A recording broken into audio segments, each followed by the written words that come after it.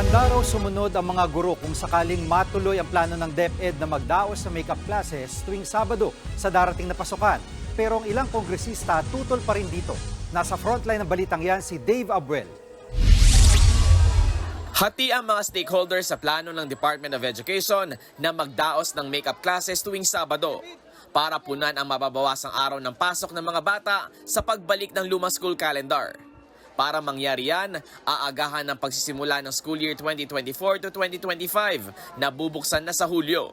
Habang sa school year 2025 to 2026, target ng tuluyang maibalik ang lumang school calendar na nagsisimula tuwing Hunyo. Pero ang ilang magulang, gaya ni Joanne, tutol sa proposal ng DepEd dahil pahinga raw dapat ng mga bata ang weekend. Masyado na pong mahaba, kunti na lang yung pahinga ng mga bata, kunti na lang yung laro niya. Si Lito naman, pabor sa makeup classes dahil maraming beses naman daw nasuspindi ang klase dahil sa tag-init. Kung kailangan, pwede.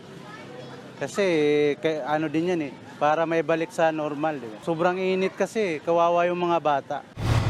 Para naman sa teacher na si Ma'am Angelica, okay lang masakripisyo ang isang araw na pahinga para sa mga bata.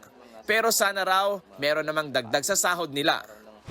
Hihilingin na lang po namin na sana makompensate po kami sa gagawin po naming sacrifice. One day na lang po yung magiging pahinga namin. So, in my opinion po, mahirap po talaga. Sa pagdinig naman ng House Committee on Basic Education and Culture kahapon, sinabi ng DepEd na idadaan muna nila sa konsultasyon ang plano. Kung matuloy naman daw, blended learning naman ang gagawin, gaya ng online classes o modular learning. Pero ang ilang mambabatas, tutol dito.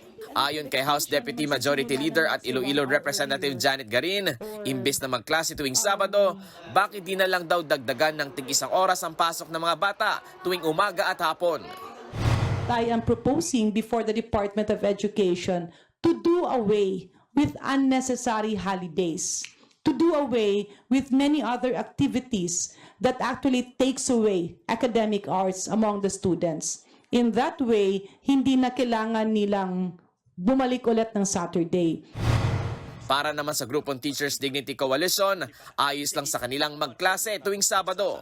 Pero sana raw gawin itong asynchronous para hindi na kailangan pumasok sa eskwelahan. Mainam din daw na ikalat ito sa buong school year para hindi sunod-sunod na Sabado papasok ang mga bata. Ang Philippine Elementary School Principals Association naman, hindi rin daw tutol sa pagbalik ng lumang school calendar.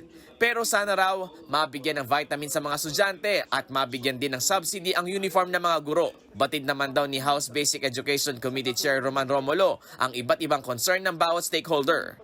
Kaya sa susunod na pagdinig, plano nilang imbitahan mismo si Vice President at DepEd Secretary Sara Duterte.